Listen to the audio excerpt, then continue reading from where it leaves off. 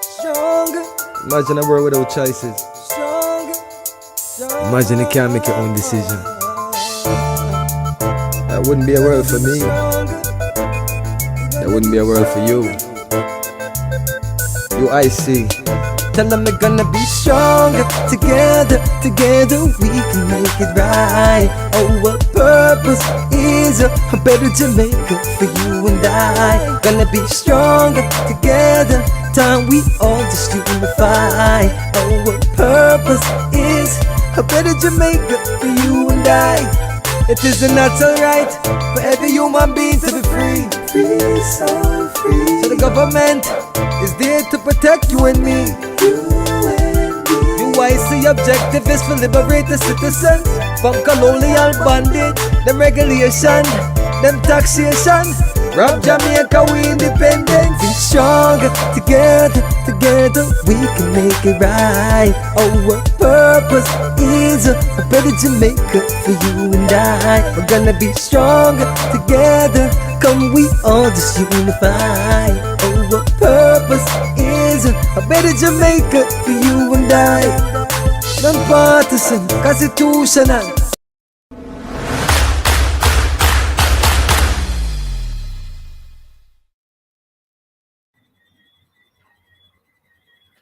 Good night, everyone. Good evening, good morning, good afternoon, at whatever time it is, where you are all around the world.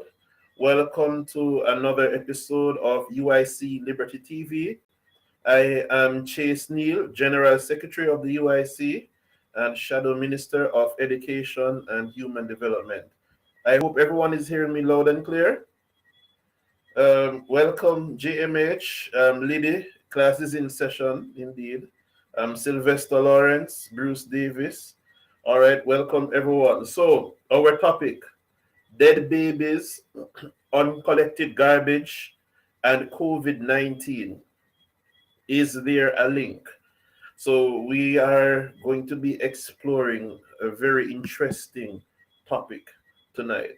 And I hope everybody is ready. All right, so since we don't have everyone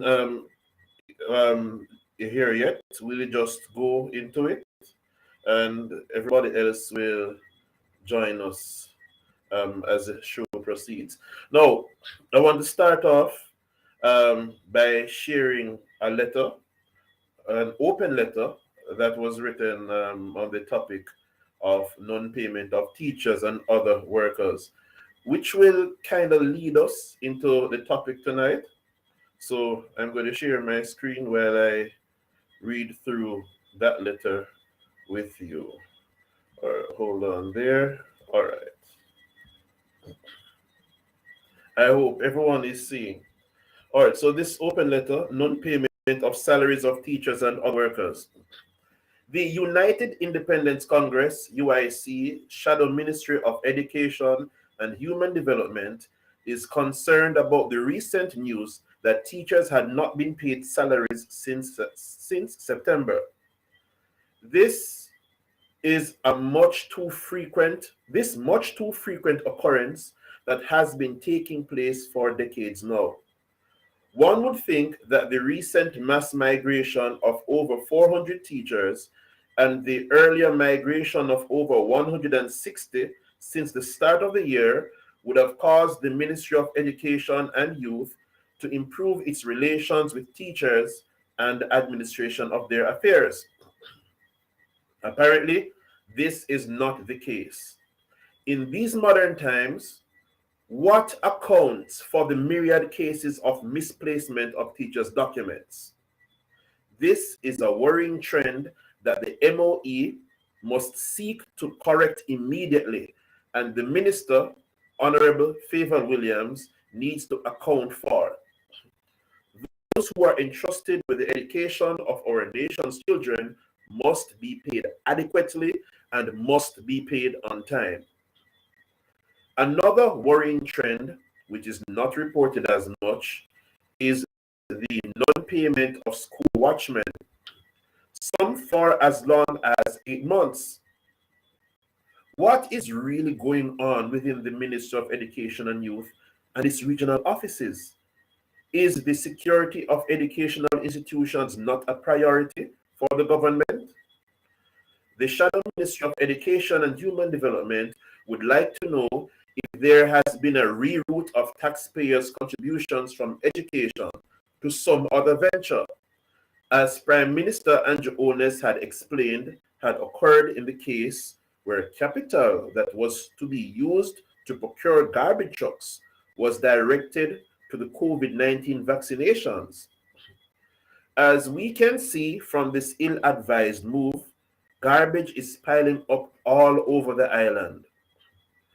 With garbage pileups being related to gastroenteritis breakouts in some studies, especially during wet seasons, it is possible that the recent gastroenteritis attacks are related to the mismanagement of the COVID-19 pandemic and the resultant lack of garbage trucks and non-collection of waste.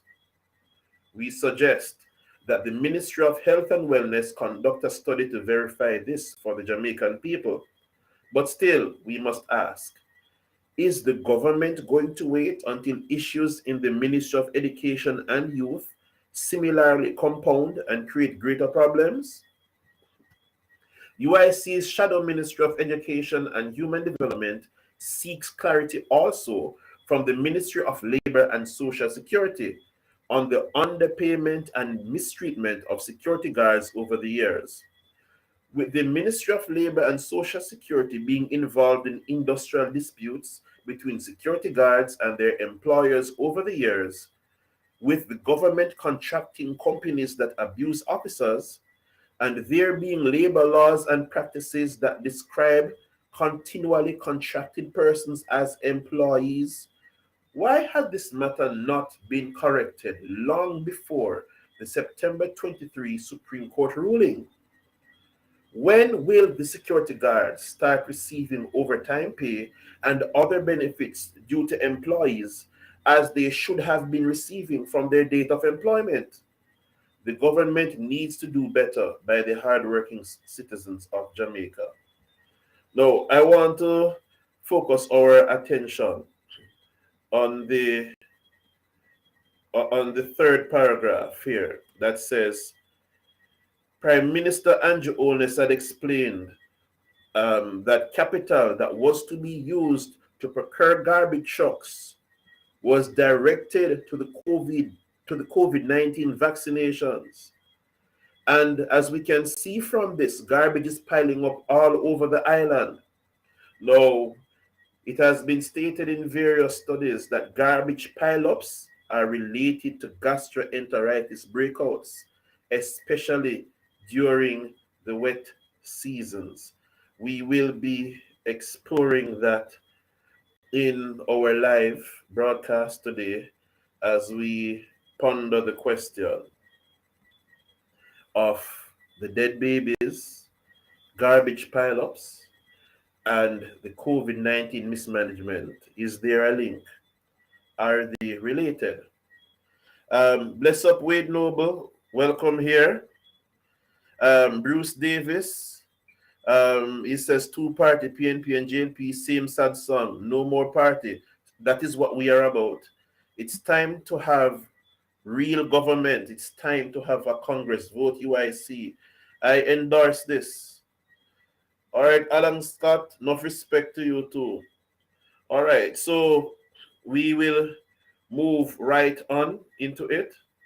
Now, what we want to look at now, in looking at, is there a connection between the dead babies, the uncollected garbage, and the COVID-19? And if there's a link between them, we want to look at what is the cause of the reported death of the babies, which is gastroenteritis. Now, we have heard on the news that a number of children have been reported ill, some dead from gastroenteritis, contracted from a rotavirus. Now, we want to know exactly what that is, and so we will listen to pediatrician Dr. Jedine Knight-Laws as she explains what is gastroenteritis and how it is spread. All right, let me see if I can get this video up for you.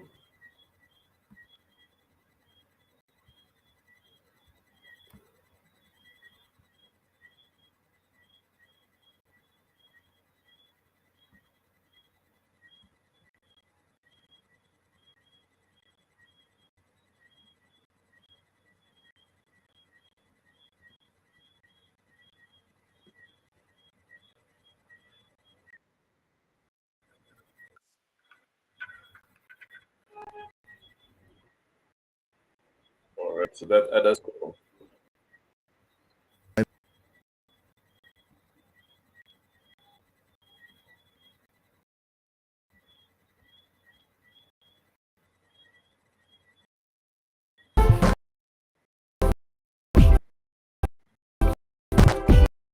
No way. One children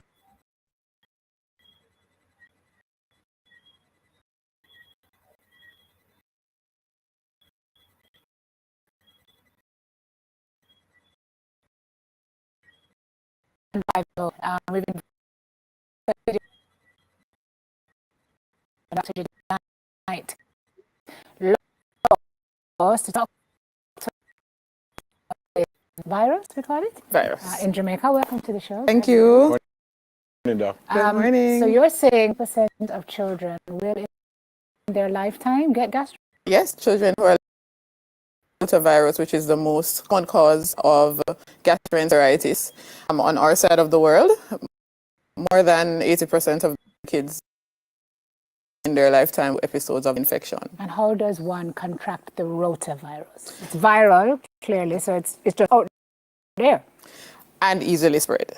So because it's viral, it's so when you have contact with someone who would have been sick, if they indirectly touch a surface, or if you have food, whether or not they would have had it before, or if it's food that may have been left sitting out for longer times than we would have wanted it to, yes, that's how you catch it. And Go ahead, finish.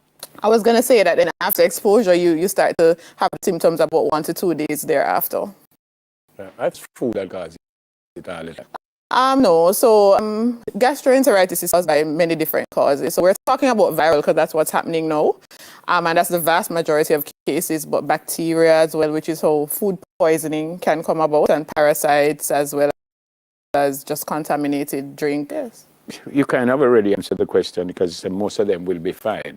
We had a case, I read a case from the Western End that we lost someone. Yes, we It did. seems like they're saying it was because of gastro, but I didn't think it would be something fatal. So the trick with any illness that causes you to have vomiting and diarrhea in kids is dehydration, and that's why we're trying to have this talk where we can advise parents and guardians that it's not the virus because your body will get rid of it eventually. But when you don't keep up with those losses and your child continues to vomit and we're not replacing the fluid that they've, you can die because dehydration is very serious So in kids. gastro in itself won't kill you. The virus, the illness in and of itself won't kill, but the complications, which is dehydration, can be severe. Can kill. Okay, so what are we looking for in our children? Gastro affects adults too. Yeah, man, everybody can Right. get gastro. Why Children are particularly vulnerable. they're particularly vulnerable because they're not so keen on keeping away from their peers who are sick and hand washing, right. as well as the fact that because of their small body surface area, a little bit of diarrhea can have a more serious effect. impact, Okay. right? So what are we looking for among our kids so we can know something is going on? All right, so usually for gastroenteritis that's viral, the first sign is usually so if you notice that your child is having a lot of vomiting, maybe about 2 episodes within an hour, that's a cause of concern. They're starting to have a fever. And then usually about 24 to 48 hours thereafter, they will start to have some watery, loose stool. So that's what we call diarrhea, or sometimes just really an increase in the how you usually pass stool. And there can be abdominal pain as well, starting off early. They say from November. I don't agree with that, but if those months. I do agree with that.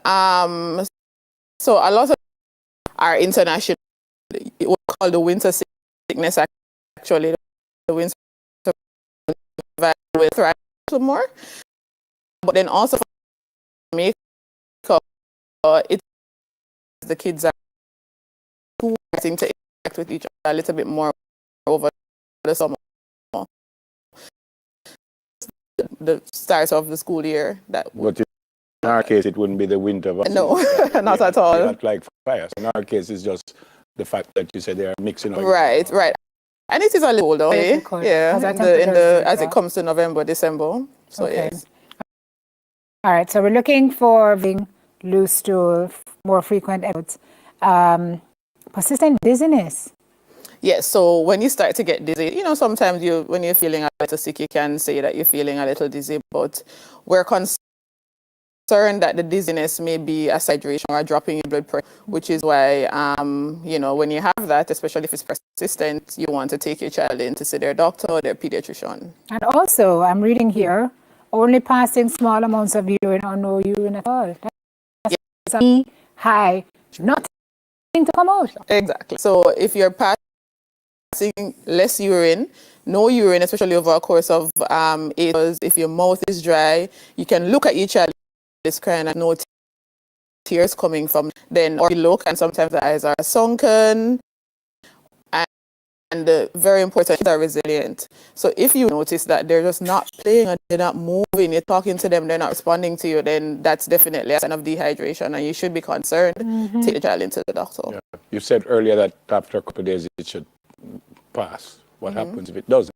A couple of days A couple of days is 2 days? Or? So the symptoms usually start to get a little better by 2-3 days, but it can take up to 8 days for it to completely stop. So sometimes have a little persisting even after then. Doesn't you want to take your child to the doctor? So if after 48 hours you don't see any improvement, then certainly you have to come into the doctor. And then there are other things too that make you want to call us right away. So if there is blood in the stool, if there's blood in the vomit, or if the vomit looks green in it at all, or what you'll hear us say coffee grounds, or sometimes brown like coffee.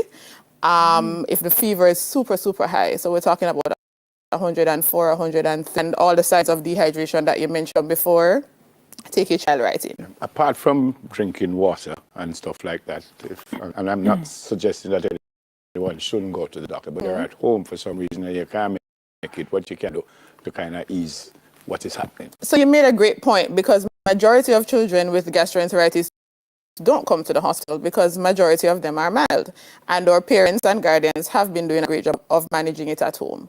So there are commercially prepared oral rehydration salts available at most island wide, and the pharmacist and the packet will tell you how to mix. There are made in topsicles that the kids want a little bit more because it's eager time and sip or suck on it. Some water is good, as well as coconut oil. We ask kindly give any sports or any undiluted fruit drinks, yes, because they have a lot of sugar. And sugar will pull water into the GI tract and cause more diarrhea. I was told years ago by a doctor, and obviously you don't want it to be lasting forever.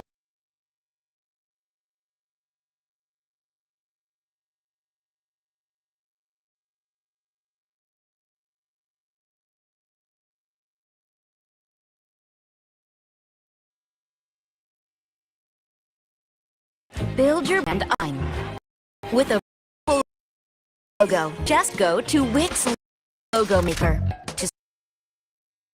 And obviously you don't want it to be lasting forever. But I was told years ago by one of my children wasn't so well, and he said diarrhea, vomiting is not necessarily a bad thing because you have what is not good inside you.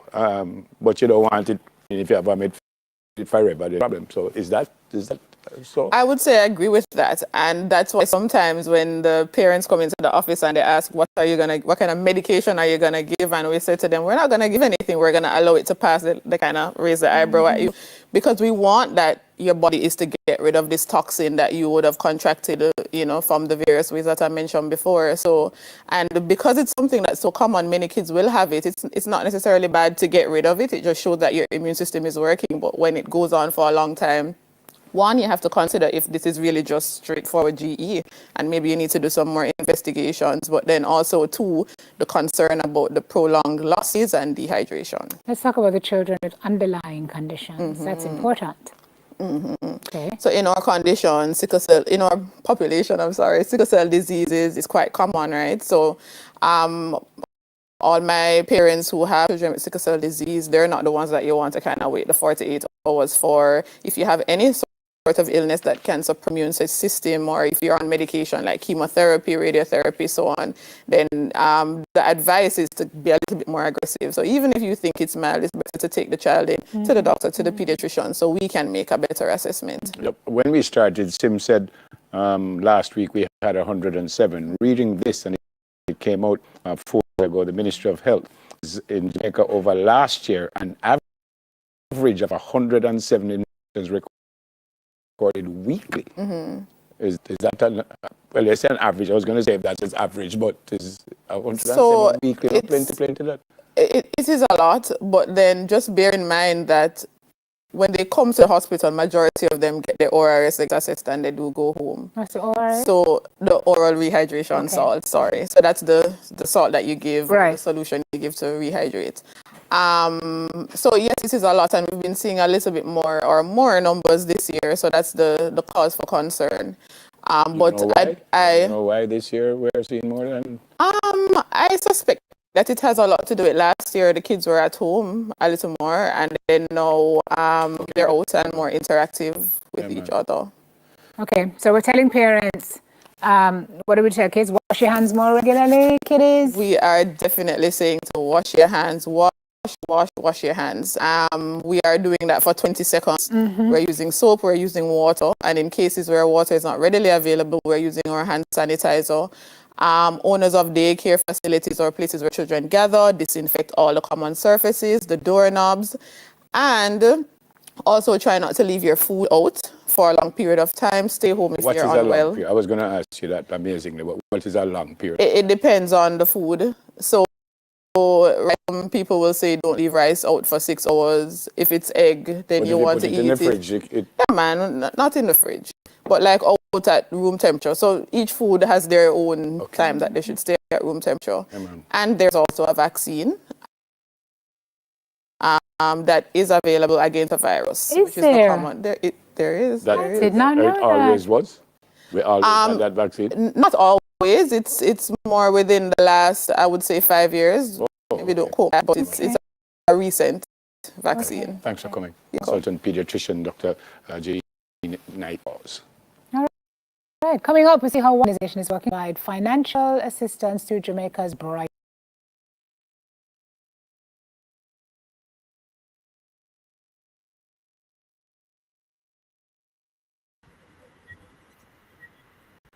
All right, so there we saw a pediatrician outlining the causes of gastroenteritis and what to do in case we are afflicted by gastroenteritis. Now, I hope we got a wealth of information there, but we want to now zero in on the question that Neville Bell asked. He asked if the doctor knew why now. Why is it that there is this big outbreak in this recent time? Why is this outbreak the biggest one in recent times? Dr. Nightlaws, she didn't seem too sure, but she offered a guess that it was caused by the fact that the children were home for the past 2 years and were now interacting. So that is what the Dr. Nightlaws put forward as a possible reason as to why there is such a big outbreak of gastroenteritis, which has been unprecedented, at least in the recent years. However, there's another perspective to consider, and we'll be looking at one more video before we move on to the connection of all of this to the uncollected garbage. Now, there is, I'm not even sure how to pronounce this doctor's name correctly, Olanigi Ayodeji. Yes, so he'll be speaking now on all you need to know about gastroenteritis. All right, I tried to bring up this one for you.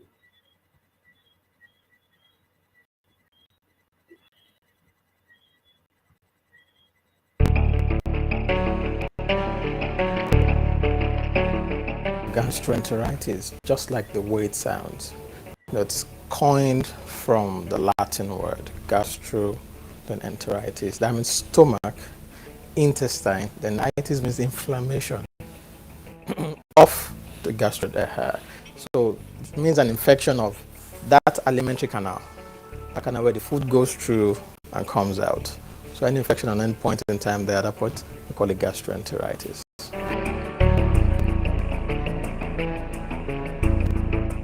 Yes, numerous things, but the major thing, the major pathology there, the major cause is an infection.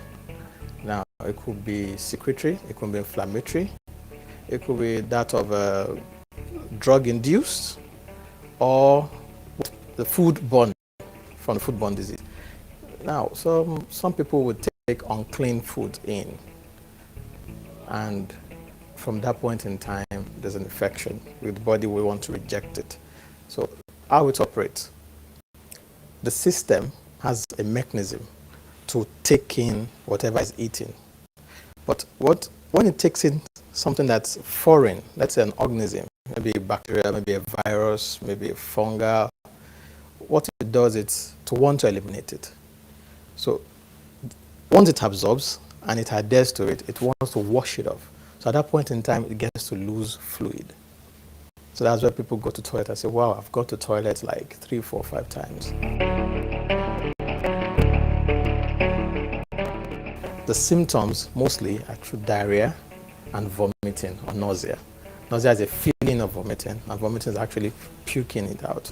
Then diarrhea, frequency of going to the toilet to ease off. So the body tends to push a lot of fluid into the system, which wants to release all these organisms, these contaminants from the body. So diarrhea, the definition is not actually coined in any way, but most people would define it as once the stool takes the form of any container. If it's either a square container, if it's circular, that means it's going to be watery, and the frequency more than up to 5 times a day. Where were you on March 9th, 2022, when President Biden signed the death warrant on American freedom?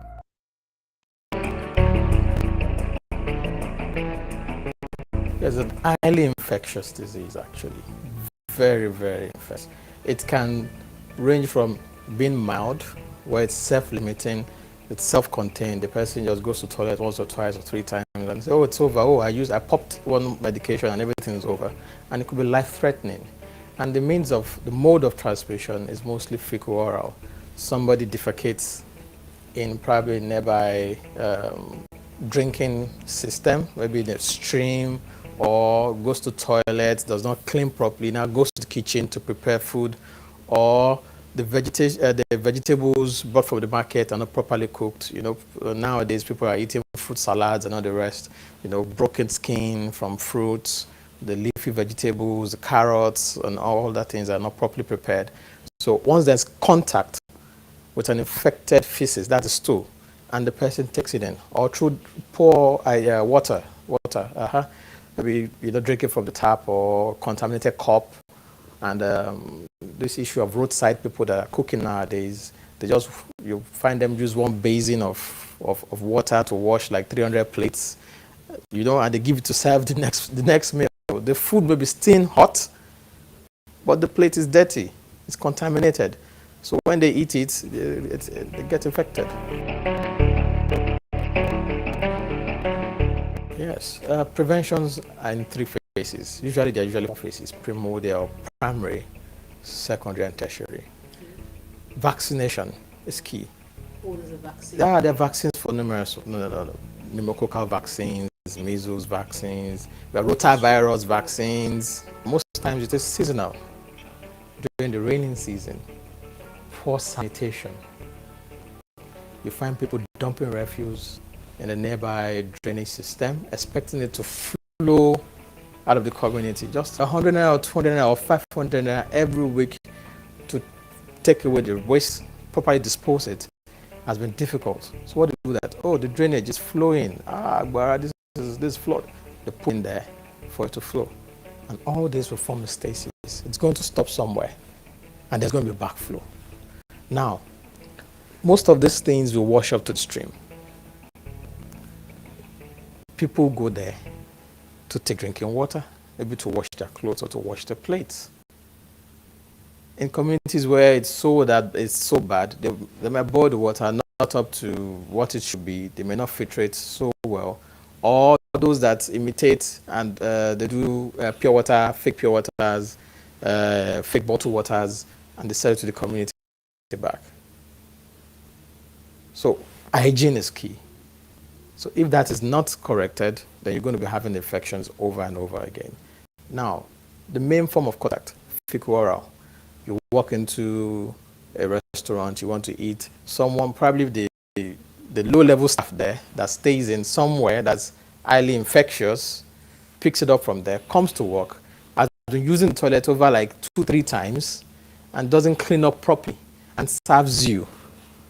There could be a measure there. At that point in time, something could happen with the plates or with the meal. It is not properly handled and give you something to eat. And that person contacts it from there. And you say, but I've been eating in this restaurant for a while.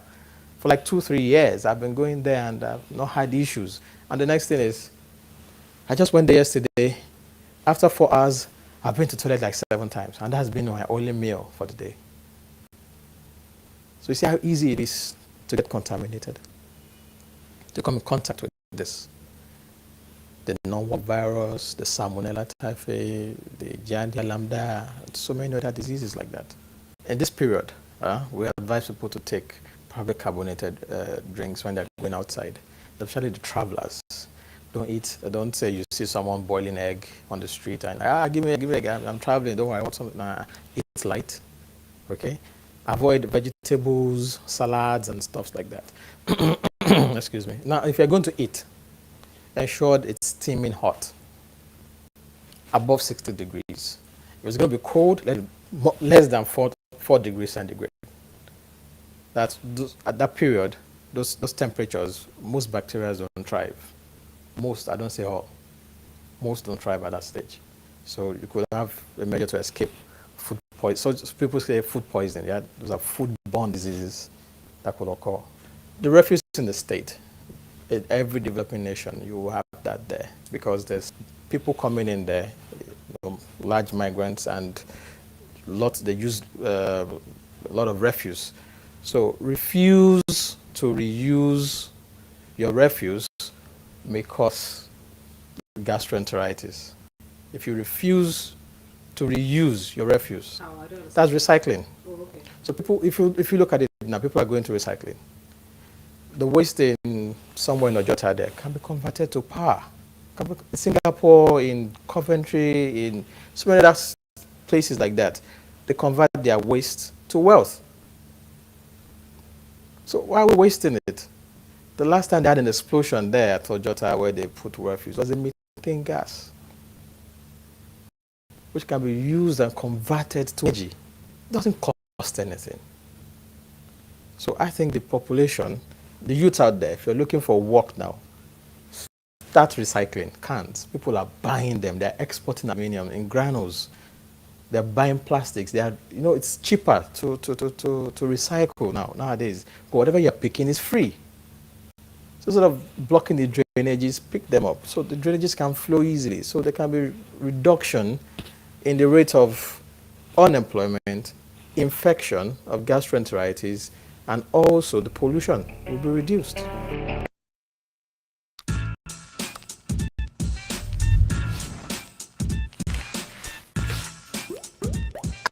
All right. So we see there, Dr. I don't want to spoil his name, but the doctor there has explained that cleanliness is key in preventing gastroenteritis. But the doctor moved further from just personal cleanliness, as in washing hands and washing foods and so forth. And he went as far as to speak about keeping our environment clean, because pollution contributes to gastroenteritis. Now, what he says is that the fecal oral transmission is the chief means of transmission. Flies transmit the virus from feces to our food. or sometimes we may use the toilet and don't wash our hands properly. But what I want to focus on is what Dr. Ayodeji said about the effect of poor sanitation and waste disposal, especially in the rainy seasons, if you were paying attention there. Not only does the pileup of uncollected garbage attract the flies, which spread the disease, but also rain fall on the garbage and washes the refuse and the fecal matter, perhaps from the disposable diapers. We know that our garbage heaps and dumps are full of those. And these may be washed into the streams, into rivers, other water sources, even onto surfaces like road surfaces, or perhaps a stall that's left there overnight, and then they put up the stall. The water would have washed and touched that, then they put food on it, and then we go and buy it. And we touch these things without thinking and without washing our hands before handling food.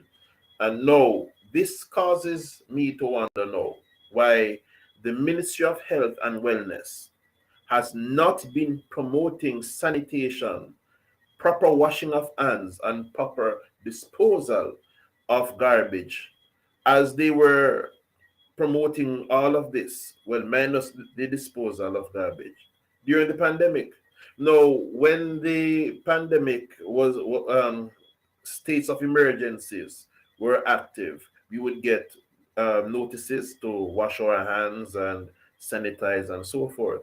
But with this being an outbreak of gastroenteritis, and the Ministry of Health and Wellness knowing that proper washing and sanitation is key, plus proper disposal and collection of garbage, why has there not been any public service announcement? No, have we not all learned and become accustomed by now, especially in light of the last 2 years, to being very deliberate with the washing of our hands and overall cleanliness?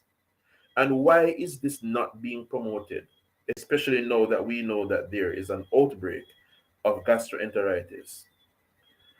Now, the question that I want to ask now, leading into how gastroenteritis and the deaths that resulted from it is connected now to improper disposal and collection of garbage. Now, could it be that this lack of cleanliness and this lack of proper garbage disposal and collection be a reason why we have such a huge outbreak of gastroenteritis at this time specifically, especially during the rainy season? Now, there is actually evidence that supports this view that garbage and improper collection does have strong effect on the health of the environment. And I'm going to be sharing an article now that speaks to that. Give me a moment here. Overflowing garbage bin, impact on health and the environment and how to prevent it. So we'll go through this. All right, so we're going to skip the introduction a while and talk and just look directly at the 5 ways in which garbage affects our environment. The first way here is bacteria, insects, and vermin thrive from garbage. It says overflowing waste bins are an ideal breeding ground for bacteria, insects, and vermin. The flies that visit the garbage are also the same flies that roam around your lunch buffet and drop their offsprings on your plate.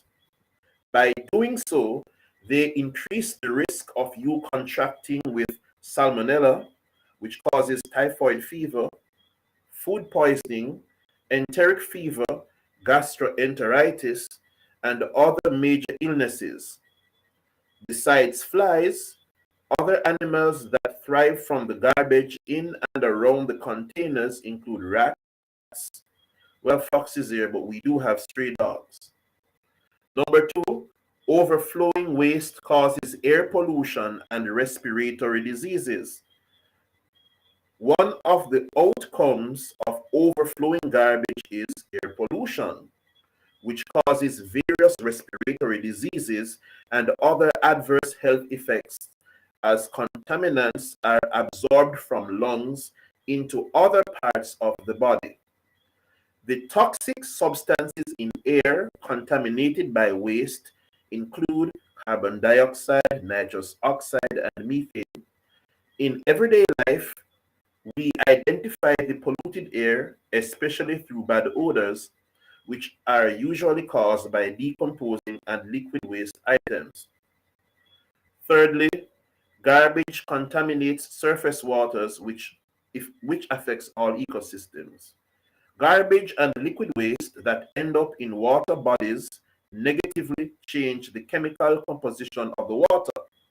Technically, this type of pollution is called water pollution. It affects all ecosystems existing in the water, including fish and other animals that drink the polluted water. Hazardous household waste items such as batteries, computer equipment, and leftover paints can be particularly dangerous for surface waters. Fourthly, I went too fast there. Direct handling of overflowing waste exposes for health risks. For waste collection staff, the garbage collectors, the risks of picking up and handling overflowing garbage include infections, chronic diseases, and accidents. Direct contact with waste can result in skin and blood infections through infected wounds, various illnesses resulting from the bites of animals feeding on the waste, and intestinal infections transmitted by flies feeding on the waste. Picking up overflowing garbage is also risky due to sharp objects, needles, and potentially hazardous waste. Number five. Now, number five, this fifth one was apparent in our going around the country and taking pictures of waste. Inefficient waste control is bad for municipal well-being. Besides causing all sorts of health and environmental issues, overflowing garbage is a public nuisance and eyesore. Everyone wants to live and visit places that are fresh, clean, and healthy. A smelly city with poor sanitation and trash all over the place does not attract people or tourists, let alone investments. Cities keep losing money, and they also miss out on the revenue and job opportunities coming from proper waste control and recycling. So we see 5 ways in which waste is bad for the environment. But I'd like to focus on the first one, where it cites gastroenteritis from flies following the garbage as one of the consequences of improper garbage disposal and storage. Now, could it be that the rising mounds of garbage, the uncollected waste, is responsible for this outbreak of gastroenteritis, the biggest that we have ever seen in recent times? Now, this article just showed us that it is indeed possible. Now, we have seen where there are studies too, actual studies that come out that say that in cities where there is not effective waste disposal and collection, there has been a rise in hospitalizations and diarrhea outbreaks. So I'm going to be looking at that before we move on to our other point. The effect of waste disposal. No, this study was conducted in Lebanon, and these studies can be kind of long and boring, so I won't go through all of it. Just the background. It's on a scientific journal, by the way, so you know that a lot of study was put into this and official research. Now, the background: a waste disposal crisis occurred in Lebanon, leading to the accumulation of garbage in the streets of Beirut.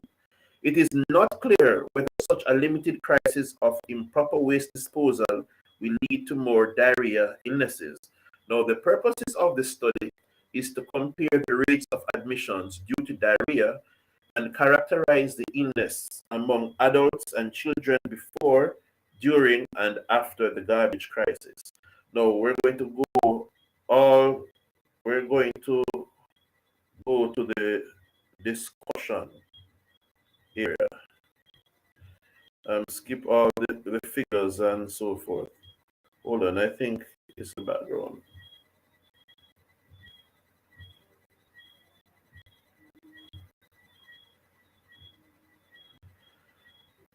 Oh no. No, if it is, or the discussion is there.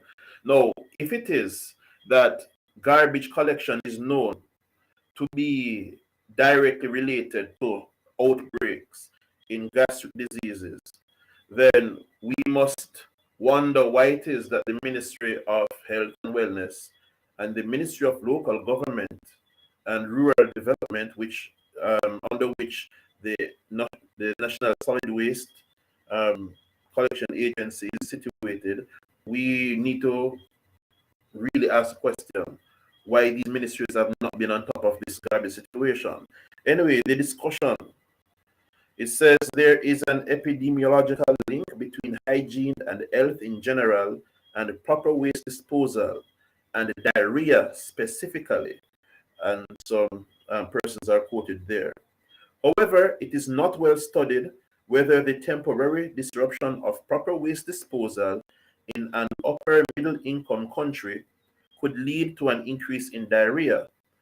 This retrospective inpatient chart review at the American University of Beirut aimed to measure the hospital diarrhea admission rates before, during, and after a waste disposal crisis that happened in 2015, in which garbage and trash accumulated in the capital city of Beirut.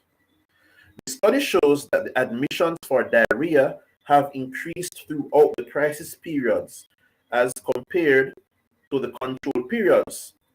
However, the severity of the diarrhea illness and the management of the medical cases was similar. Physicians may have ordered more tests, however, they did not abuse the use of antibiotics.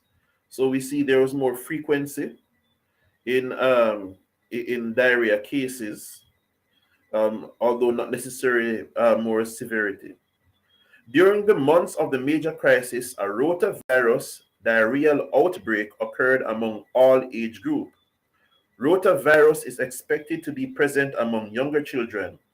However, the increase in the rotavirus infection among adolescents and adults is worth exploring. Is the increase in the incidence of rotavirus infection among older adults as a result of the garbage crisis? What would be the mechanism? And what would be the mechanism of such a transmission? One well-known mean of fecal oral transmission of infectious organisms causing diarrhea includes flies, which can pick up fecal matter via direct contact and then transfer it mechanically to food, water, or fomites. Flies also can consume fecal matter and either regurgitate it or excrete it into food, water, or fomites.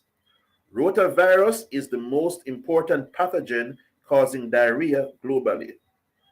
All right, so we will stop here. So among the findings, we see that, yes, the increase of garbage, at least in Lebanon, and the lack of collection of garbage is directly related to an increase in cases of diarrhea in the hospitals in Lebanon. Now, can we dare say it is the same for Jamaica? Now, in light of this information, we have to ask, what is it that caused the mass accumulation of garbage all over the island? Why is our garbage not collected? Why all of a sudden is it that now everywhere we look, there is garbage? In contrast to times before, what is the difference? Now, our Prime Minister, Andrew Holness, told us that because of the COVID-19 pandemic, the monies that were supposed to be used to get 100 garbage trucks was used instead in the COVID-19 management crisis, whatever. Let me share that with you, and we're going to see why this is fraudulent and why the Prime Minister, the government, needs to account to us for the our monies were spent. This is a Gleaner report published on July 18. 50 new garbage trucks coming to Jamaica soon, says the Prime Minister. So our garbage was not collected because the money was repurposed, and now we have an outbreak of gastroenteritis on our hands. Now, the news report says, with timely garbage collection a major concern in sections of Jamaica, Prime Minister Andrew Holness has announced that the government is preparing to secure 50 new garbage trucks to complement the current fleet manned by the National Solid Waste Management Authority. He made the announcement during a Jamaica Labour Party Central Executive Council meeting at the Montego Bay Convention Centre in Rose Hall, St. James, on Sunday, where he also gave an update on plans to turn waste into a renewable energy source. Now, Prime Minister Holness says, we have bought and brought in new trucks, but it was just not enough. And last year, we should have brought in another set, 100 trucks, but the resources that were dedicated to that had to be diverted into the pandemic management. To take the funds and put it into the management of COVID-19 meant that the 100 trucks we had on order, we just couldn't do it. That is, complete the purchase, Holness told the meeting. All right. So we don't even have to go any further there. We see why we don't have enough trucks. We don't have enough trucks because our Prime Minister decided that it was best to mismanage the COVID-19 pandemic, and I'm going to explain why I say it's a mismanagement. Now, Lydia says garbage is not collecting because of bad governance, and that is true. That is true. Bad governance, and we're going to be looking at that and presenting our case as to why this was not managed properly. The COVID-19 was not managed properly. In fact, it was a total sham. But anyways, did you see what I just saw when we went through the newspaper article? The Prime Minister is telling us that our babies have been potentially exposed to a health risk. Some of them having lost their lives because funding that was meant to ensure that we had enough garbage trucks was instead funneled into a fraudulent COVID-19 pandemic management. Now, we must bear in mind, we must remember that the government of Jamaica tried to force all its citizens to take an untested, unproven gene therapy injection, colluding with the private sector organization of Jamaica, the PSOJ, to demand that people take the jab or lose their jobs. I wonder if we remember, because that certain companies, like a popular telecommunications company and a popular bank, several hotel chains, started to dismiss people from their jobs if they were not taking the job. And this was encouraged directly by the private sector organization of Jamaica, which also encouraged the government of Jamaica to come in with the mandates.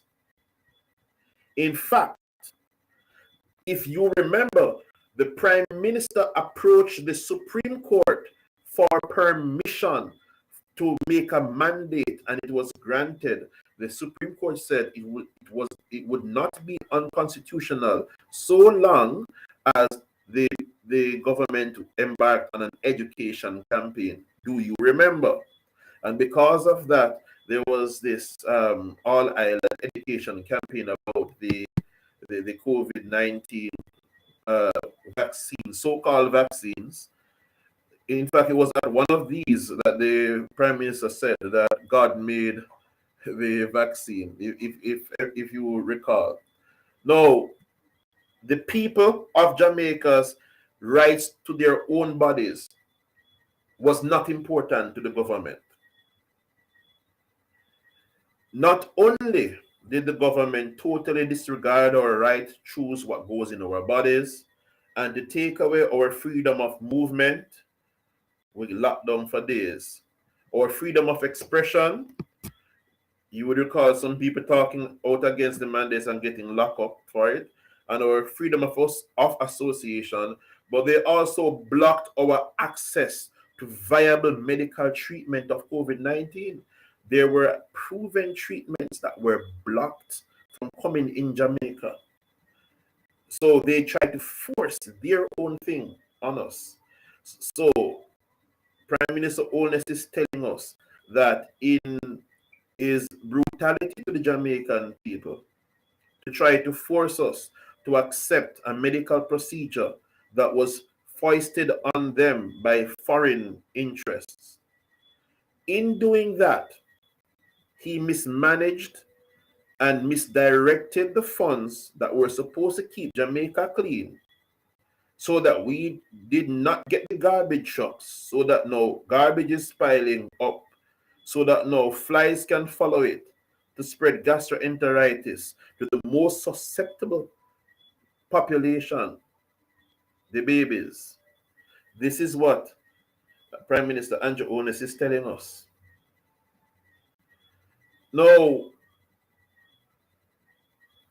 the death of the babies,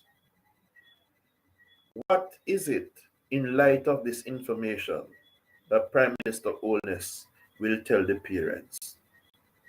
Not only did he block us from accessing medical treatment that had no symptoms and had even 100% recovery rate for COVID-19, so he robbed us of our right to proper treatment, causing deaths among those who were even vaccinated. How many vaccinated persons do you know died? No, my father was vaccinated and he died. He was robbed of his right to medical treatment last year. So not only did Prime Minister Holness disregard our rights and rob us from getting treatment, but he used the funds that were designated for garbage disposal to do so, potentially causing another health crisis. Now, what does he have to say to the parents of the children? No, wasn't this a health crisis that could have been prevented from reaching this magnitude? No, we make a bold statement because we have not qualified our statement yet. That's saying that when we said that Prime Minister Holness robbed us of our proper treatment for COVID-19. So what I'm going to do is qualify the statement. For those of us who might not have been aware that there are actually treatments with 100% recovery rates. No, I want us to know, listen to this doctor from Florida as he explains how he cured 3,000 COVID-19 patients with ivermectin.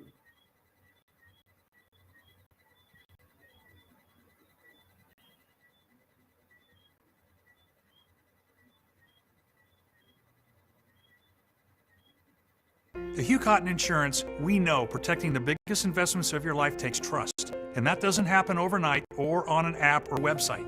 It happens when your calls are answered and your agent saves you money. Hugh Cotton Insurance, your shield of protection since 1948. I said to her, if I'm going to lose my dad, I need to have the peace that I did everything I could do. Mindy Lefevers Hodge is sharing her family's ordeal. Her father, David, was suffering from non-Hodgkin's lymphoma. He had just finished chemo, and Mindy says he was one of the first patients to receive the COVID vaccine in January of 2021. In March of 2021, David contracted COVID. While he was in the hospital, Mindy was advocating for ivermectin. She says a doctor prescribed ivermectin when she had COVID. But literally after the first dose, I felt so much better. So what is ivermectin? It's actually considered a wonder drug. The person who made it actually got a Nobel Peace Prize for it in 2015. According to Chest Journal, a peer-reviewed medical journal, ivermectin was developed in the late 1970s to treat parasitic infections. Originally, it was used in veterinary medicine, but was found to safely treat parasitic illnesses in humans, like scabies, worms, and river blindness. Chest Journal also reported 3.7 billion doses of ivermectin have been distributed globally over the past 30 years for humans. The World Health Organization names ivermectin on its essential medicines list. So for Mindy, her frustration only grew that her father was being denied ivermectin in a local hospital. Not until day 6, when he was being transferred to ICU, did a doctor agree to try ivermectin. He should not have lived, and he was going downhill every single day until the ivermectin started and we started seeing improvement. Dr. John Littell says Mindy's family story is far too familiar. Hello, how are you? I know from my own experience that tens of thousands of Americans lost their lives because the medical profession refused to accept that there was effective early treatment. A bold statement from a local doctor who says he's treated some 3,000 patients with ivermectin and has seen its positive results. Dr. Littell has been a family physician since 1990, practicing in Kissimmee and Ocala. Littell says that he's got a target on his back for being so outspoken about ivermectin, but feels it's the right thing to do for his patients. I've already been suspended from one hospital and fined $500. The bottom line is hospitals are not allowing us to provide optimal care. One of Dr. Littell's patients, Stacy Morales, a recently retired nurse, got COVID last summer. She decided against getting the vaccine for personal reasons. When her oxygen was low, she called Dr. Littell and was prescribed ivermectin instead of going to the hospital where she worked at the time. Within 2 hours, I was starting to breathe better. According to the FDA's website, it states, the FDA has not authorized or approved ivermectin for the treatment or prevention of COVID-19 in people or animals. Ivermectin has not been shown to be safe or effective for these indications. Emergency medicine physician Dr. Rajiv Bal explains the studies on ivermectin treating COVID-19 are just not sufficient enough. There's a number of physicians out there who will prescribe ivermectin.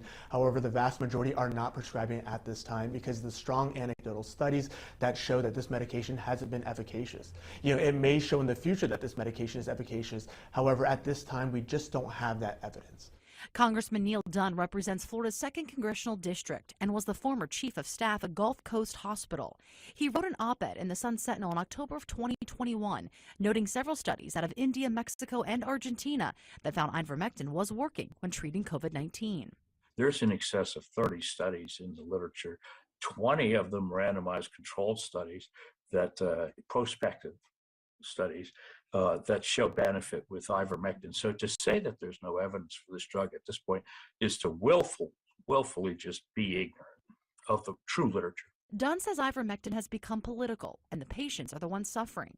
He encourages healthcare professionals like Dr. Littell to share their experience with ivermectin. We have a secret society of doctors anymore who really get it. It's time that they were able to come out of the closet and be real docs and be real advocates for their patients. Meredith McDonough, WestU News.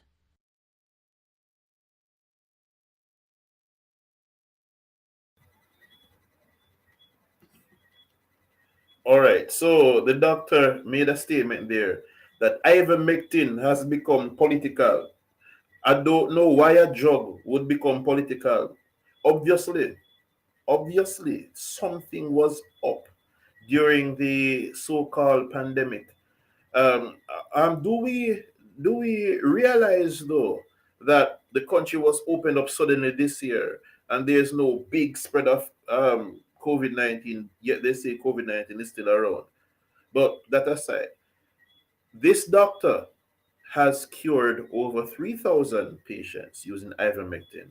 And you see toward the end there, another doctor hopped on and said, he wished other doctors would come and give their own testimony to ivermectin and its use in curing COVID-19. No, so you have heard it from the expert, but just in case you might think that these doctors were making it up, we're just going to take a little breeze now through a scientific journal article in the American Journal of Therapeutics. Now, bear in mind that this is a peer-reviewed article, which means that it's published in a reputable journal where there are other physicians, other researchers, and they review it. So the fact that it's peer-reviewed means it's legit. Now, see that in the American Journal of Therapeutics, so we know that is legitimate. Now we're going to be looking at what they say about ivermectin and its treatment, its treatment in for COVID-19. All right, the introduction. We're just going through the first three paragraphs here, just to underscore what the two doctors said in that video. To date, very few treatments have been demonstrated to reduce the burden of morbidity and mortality from COVID-19. Although corticosteroids have been proven to reduce mortality, that's death, in severe disease, there has been little convincing evidence on interventions that may prevent disease, reduce hospitalizations, and reduce the numbers of people progressing to critical disease and death. Ivermectin is a well-known medicine that is approved as an antiparasitic by the World Health Organization and the U.S. Food and Drug Administration. It is widely used in low and middle-income countries to treat worm infections. Also used for the treatment of scabies and lice, it is one of the World Health Organization's essential medicines. With total doses of ivermectin distributed apparently equaling one-third of the present world population. Ivermectin at the usual doses is considered extremely safe for use in humans.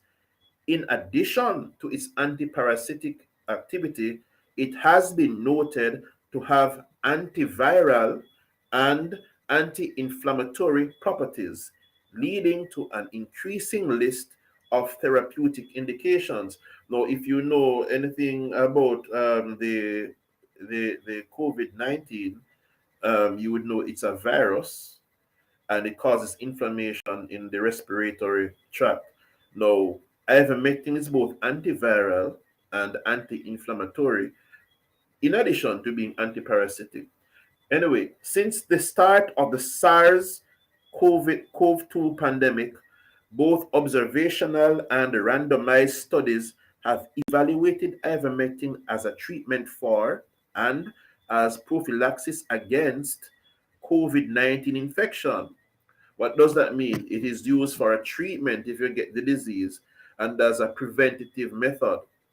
A review by the Frontline COVID-19 Critical Care Alliance summarized findings from 27 studies on the effects of ivermectin for the prevention and treatment of COVID-19 infection, concluding that ivermectin, and I quote, demonstrates a strong signal of therapeutic efficacy, end quote, against COVID-19.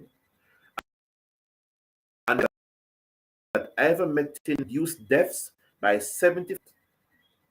Despite these findings, although them study it and find out these things, the National Institutes of Health in the United States recently stated that there are insufficient data to recommend either for or against the use of ivermectin for the treatment of COVID-19.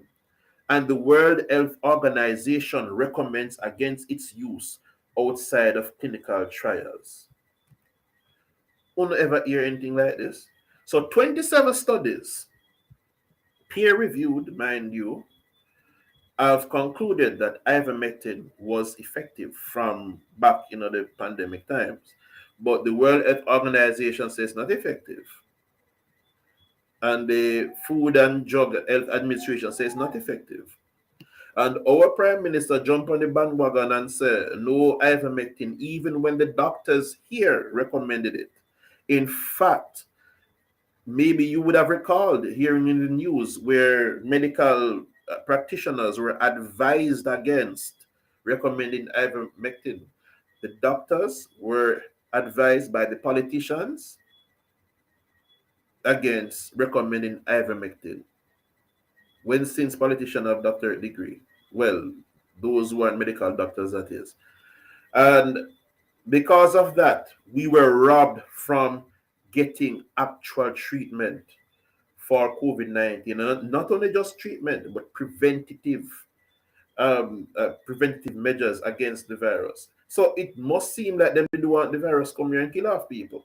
No, with the mismanagement of our money, diverting monies that were supposed to be used for other things into mismanaging the COVID-19 pandemic, our government has caused an even worse health issue, because now we have babies losing their lives.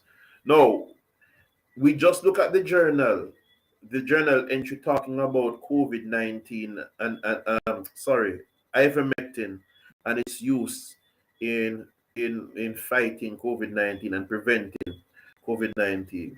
No, I intentionally I had intended to play another video now to show how ivermectin is used with other available drugs to prevent one from getting COVID-19, and once you have gotten the COVID-19, how to treat it so that you are better. But I'm going to skip it now in the interest of time, because I think we have made the point already that the people don't try to trick with and tell us just vaccine alone was available, but that was not the case, and there were actual medications and treatments that we could have received.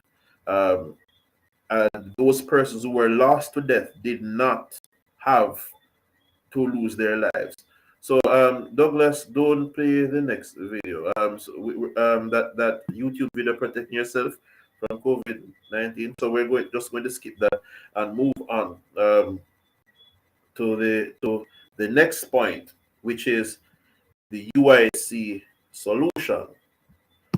Now, there you have it. Doctors have spoken. We have seen it in a medical journal. Our government lied to us from the start of the pandemic to benefit their foreign masters, and we continue to pay for it today. No, it does not take a genius to figure this out. Bill Gates is the second highest contributor to the World Health Organization. And this is the organization that all our hospitals get directions from and mandates and so forth. Who contributes the most money? Well, the United States. But next to the United States, an entire country, Bill Gates is the second highest contributor. And in fact, when US had stopped contributing for a while, Bill Gates was the highest contributor, the highest funder of the World Health Organization. You can Google it and check it out yourself. We're not going to go in depth here. But how does Bill Gates make his money? We know that Microsoft, he invented Microsoft, but next to that, we know that Bill Gates making money through vaccines. Now, does it take much deduction to see why the World Health Organization would have called pandemic worldwide and said that the way to get rid of this and manage this is through vaccines? Who stand to benefit from it? And why did our government buy into it instead of protecting the people of Jamaica? No, Deborah said there's a conflict of interest. No, we are coming with the UIC solution. No, we had sent to the government of Jamaica our 5-point pandemic plan. At at the height of the, well, not even at the height, at the beginning of the COVID-19 pandemic, we sent the government our plan with the encouragement now that they would do what it takes to protect the Jamaican people. And they chose to ignore it. No, we wanted the lockdown to end so that our lives could go back to normal, the economy could get back up, but the UIC was ignored by the government. As usual, they ignore us, but they steal our plans from time to time. Now, we're going to be looking briefly at the UIC's 5-point pandemic plan that will be adopted once you help us to form the next government of Jamaica whenever a pandemic comes. If it comes, this is how the UIC proposes that we deal with pandemics. The UIC 5-point pandemic plan. Now, in brief, the first point is to close all borders to tourists, and then we compensate the tourist industry workers for lost wages. Because the fact is that it's coming from outside countries. Most of these diseases coming from outside countries. So we need to close the borders so that we deal with our people inside. Now, closing the borders includes also, it is with the view to reduce the incoming transmission of the virus. So we accept Jamaicans and permanent residents. And by doing that now, we reduce stress on our hospitals. This was the recommendation that was put forward to the government, by the way. Now, secondly, the second point is to remove all unnecessary restrictions, duties, and taxes on pharmaceutical imports and allow doctors full access to all treatment options, including those that have been proven to work, instead of just sticking to those that the WHO and the kingpin say you must use. We had suggested to the government through this plan, remove the restriction duties and allow the doctor them to get full access to the treatment options so the Jamaican people could be treated. Now, this gives Jamaicans access to all available options. It saves many lives as we are no longer dependent on one solution, and it keeps more of our people out of hospitals. Now, the third point in the pandemic plan is to remove unnecessary restrictions on freedom of speech, freedom of choice, freedom of movement and assembly. Now, I want to point out that I teach English online to Japanese, primarily Japanese, South Korean, and Taiwanese students. Neither Japan nor South Korea had a curfew, and they managed their outbreak of COVID-19 because they were given all the information that they needed and people were respected. Now, why can't our government respect us? Now, removing unnecessary restrictions on freedom of speech, choice, movement, and assembly allows for the speedy economic recovery to reverse the increased poverty levels. So we treat the people with the appropriate treatments, take the appropriate preventative measures instead of listening to people who want to make a buck, want to make a quick money, and we allow the economy to recover. Resume classroom activities and reverse the 2-year decline in education. Now, if you will do your own research, you will see how education went on unimpeded in South Korea and Japan, which were not locked down. No, if we had removed the unnecessary restrictions, we would have stopped the pedophilia, which rose at an alarming rate during the COVID-19 lockdowns. We would have stopped the increased stress, anxiety, mental health issues, domestic and gang violence. You see the offshoot of that now: joblessness, business losses, divorces, and suicides. Now, point 4 is to convene a public emergency council to ensure an objective, transparent, and inclusive response going forward. Now, what are the points under that? Now, the Public Emergency Council, the PEC, will include representatives from all registered political parties, the public, private sector, and leading civil society groups. The PEC will be led by the Prime Minister and the Minister of Health and Wellness, but guided by the objective, transparent, and inclusive governance of the Council. Now, this will ensure that they're doing their jobs correctly. We know a lot of hiding and hush-hush was going on. Even when we requested some information, the Access to Information Act was not honored. We don't see the deals that were being made against the best interest of the Jamaican people.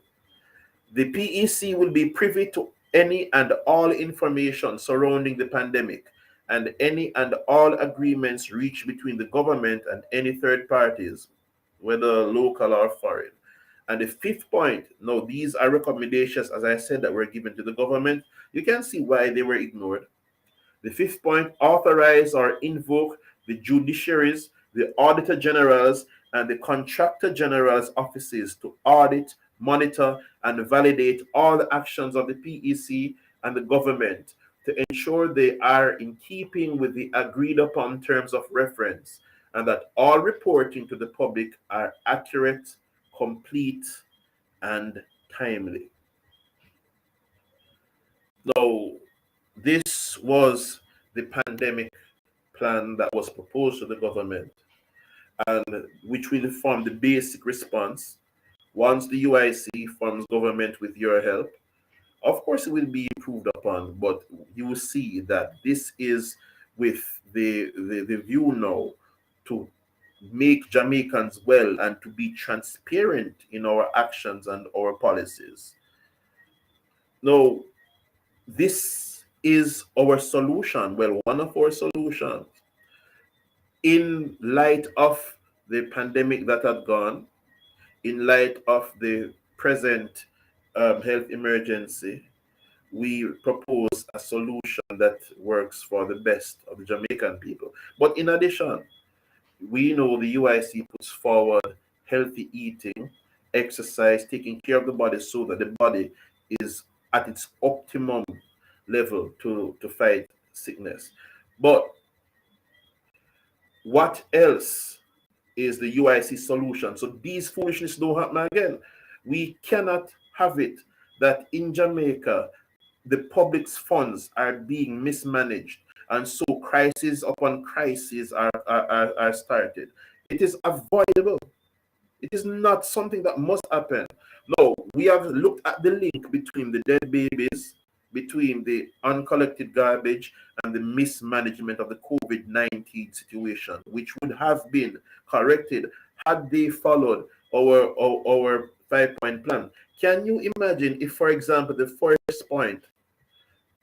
second point that speak to making all available treatments for the public? Could you imagine if they had listened and the government had allowed doctors full access to treatment options? Then the patients who died could have had access to ivermectin and the other drugs and lived. And can you imagine if they had listened and formed the Public Emergency Council so that now all Jamaicans could know what is going on and have the best information? Because we the people, we don't have no deal with Bill Gates. We want to know that things are right now so we can move forward. So we know would be researching, just like Mr. Patterson researched and came up with the plans. Just like how other persons who marched out against the mandate researched and found out that what they were doing was wrong. The Public Emergency Council now, comprised of Jamaicans, would ensure that's accurate information.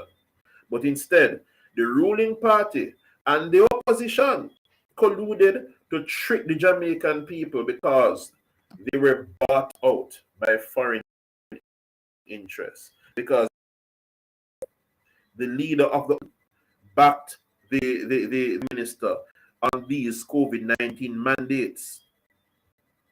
Now, we just present that solution in the form of the 5-point pandemic plan.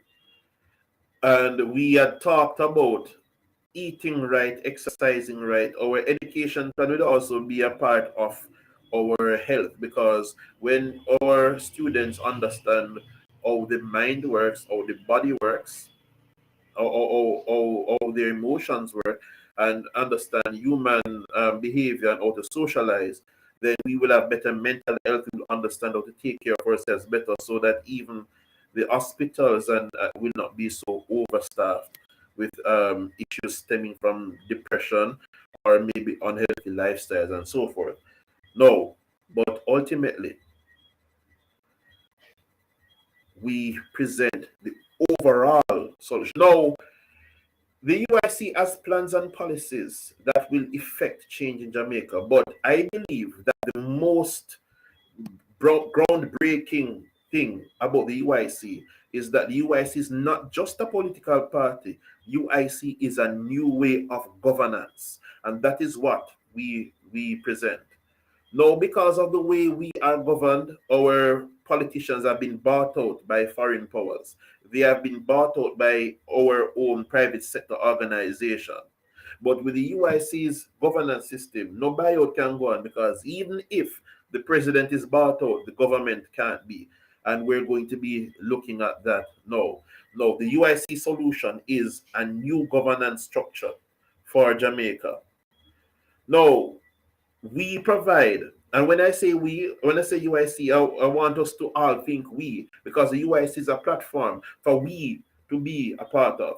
So the UIC provides assurance from corruption and from the further denial of the rights of the people, not only through the 5-point pandemic plan that was shown that could have prevented what is going on now, but as I said, a new system of governance, one in which you can buy out the people. Now, how is it that you can buy out Jamaica under UIC?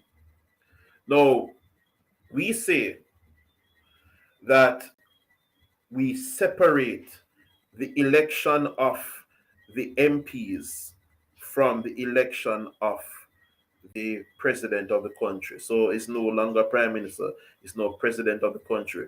Instead of paying a prime minister and a governor general to do ceremonial things, they pay one person, reduce the public debt.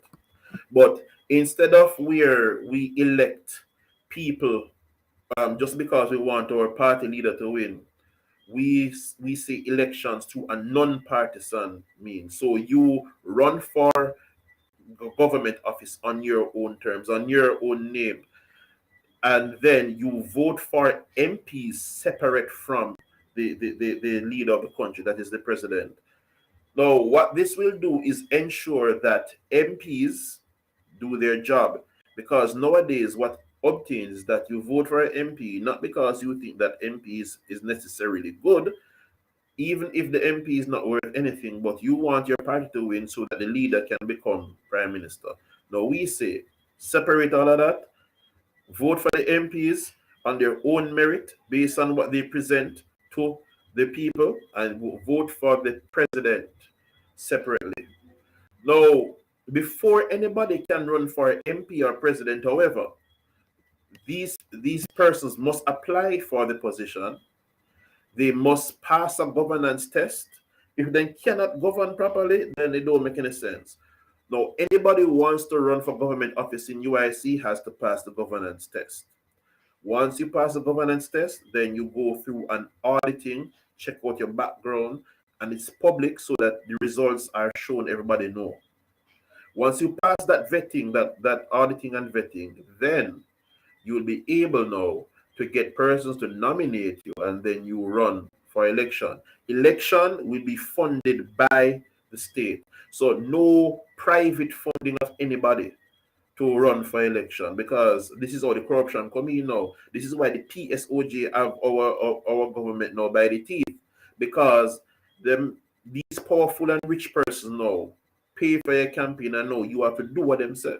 No, we don't want any of that. No, we're going to level the playing field. Rich or poor, once you can pass the test and pass the vetting and get nominated, the required nominators, then your election campaign is funded by the state. So now, people buying out the MP or the president cut at that level, right? No, or no sense must pass. No sense must pass. That way, when people criticize, we Jamaicans don't do. All right. So now, the MPs are elected. They run their constituencies, manage the constituency on behalf of the people. Now, the president is elected nationally. The president he or she must get the confidence of the people, not tied to any party, nor any group or any other person, but based on the background, the delivery, the plans for Jamaica, and so forth. Now, here's the niceness now. The president is not all powerful, because we're going to cut the power of the leader of the country to do things on his or her own. Now, each county, for example, Cornwall, Middlesex, Surrey, the residents of each county will elect their vice presidents who will be responsible for a county. These vice presidents now, with the president and the treasurer and the general secretary, will form the executive of the government. Now, if the president wants a policy to be enacted now, the president will have to get the buy-in from each individual vice president, which, mind you, has no political party, has no link to the president. So there is no chance now of cronyism. So if him want or she want, for example, now to take away the rights of the Jamaican people by saying stay home and force this in your blood now, then the independent VPs who were elected by the people in the county to represent them have to agree to it. Then it don't stop there. After you get the buy-in from the 3 county vice presidents, then the president must get the buy-in from the parish senators. Now, here's the difference between senators in the UIC system and the current senators. Now, what happens is that the prime minister, them say nominate, but it's really a choose any 13 people he want, and the governor general assigns it into being. The leader of the opposition choose any 8 persons. They don't have to be qualified, just any 13 where the prime minister feel like, and any 8 where the leader of the opposition feel like. And so you have 21 senators. We're done with that. Under UIC system, the parish senators will be voted by the residents of the parish. They will be representatives of the people and not representatives or rubber stamps of the party leader. Now, these are independent persons who do have no party they did not come into election through a party, but individually. So the president, remember, has to get the buy-in from the VPs, and then no, he must get the buy-in from the majority of the parish senators before he or she can move for a policy. So we ensure that a policy is vetted, and that no president of UIC can be what we call a dictator. So we see right now how it's set up is that under UIC government, WHO and any other foreign country could not have bought out the government. Now, bear in mind that the entire Congress, consisting of the senators and the MPs and so forth, can at any time meet and reverse the decisions of the president, although these decisions were consulted on. So you see now the kind of checks and balances that the UIC comes in with, so that no person or group of persons can mismanage the country's affairs. Now, another thing that we want to make clear is that no government senator nor MP can become a minister under UIC. No, you're not going to touch the people their money and do what you want. No, there must be subject matter experts. So, for example, those who have expertise in teaching, Ministry of Education. Those who have expertise in defense and security, Ministry of Security. Those who have experience in medicine, Ministry of Health. We don't want, and we will not tolerate any person, any MP or senator being appointed as a minister with no experience, no knowledge or whatsoever, no qualification in the ministry. No, these persons, before they can be appointed in the ministry, they are nominated by the president and the executive, who presents them to the Senate, who will vet them publicly, so we know what kind of person we're dealing with. Now, those ones who pass the vetting now are elected by the MPs on behalf of the people, voted in or out, and those who pass that process, now these are the ones who go into the ministries to manage the ministries. And now, if them mismanage our teeth not now, we have the MPs on them back because there's no party linkage now to ensure that they do what they're supposed to do. In the present system, the same legislators, the same MPs are the ones who are ministers managing our affairs. So, and because the majority party is the one that run things, they can just meet amongst themselves and hide it from the parliament. You know, the opposition is a lesser, so all the opposition will hold them accountable because they don't know what's going on. They can hide it up. But no friend and no Kumbolo is there right now. The ministers are employees of the state and are being managed by people who have no connection like that to them. So we cut down there on the corruption, and so no minister can touch the money, no senator can touch the money. So it's a system of checks and balances, and before you can come in, there's checks and balances already, because you must pass tests, you must pass the vetting, right? And you must pass the interview. I forgot that part. So you pass the test, you do an interview. If you pass the interview, then the vetting, then you must get nominated, and then the state pay for you. And so you cut out corruption. No, so this is our solution, our method of governance. Jamaica cannot continue to be bought out at the expense of our rights. We cannot be bought out, and the people at the top, they are the ones benefiting. And when they're ready, they just fly out and send them children overseas, buy assets overseas, and we stay here and suffer. It can't continue like that. We cannot allow Jamaica to continue to be a country that can be bought out and played with as if we are a game. So we need to change the governance system, and this is our solution. So yes, we have plans for education that will ensure that crime is sorted out, our health is sorted out, our housing is sorted out. We have plans like the 5-point plan to ensure now that the slackness that went on during the COVID-19 mismanagement of our funds, which now cause another problem, won't happen again. But beyond all those plans is our governance structure that ensure that Jamaica will forever be a country in which we know our government is held accountable and our government can never be bought out. All right, so we're going to go through some of these comments before we close for the night. We know, but the UIC will propel Jamaica to greater heights. Yes, Wade. In fact, we are the UIC. We will propel Jamaica to higher heights. All of us here on this live who are committed to a better Jamaica, it is we using this platform who will improve Jamaica. All right, poor work currently is proof that they are not qualified. They are not qualified. The results speak for themselves. Kick Rock. It's evident when people are bought out. Kick Rocks again. That's true. Javon Wilson makes a very important point. We need some money to move forward with UIC. All right, I'm glad you raised this point.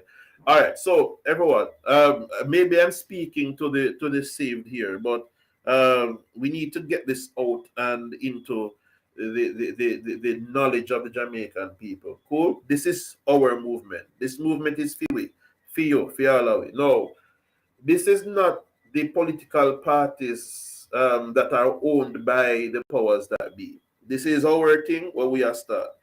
No big corporation is going to give us any money because they do not want to see these plans come to light. If these plans come to light, then it's the end of their dominance over us. So, them don't want it to work. Them block we from the media. People don't hear about the UIC, but them hear about any foolishness going on. Why? Because the media doesn't want to cover us. They know about us. We send press releases out like foolishness and no reply. The media is not carrying us. Even social media algorithms are behaving away, because even when you subscribe, sometimes you may not receive notifications. So guess what? We have to do the work, because this is our movement. And the only way the movement will work is if we invest in it, whether our time or our money.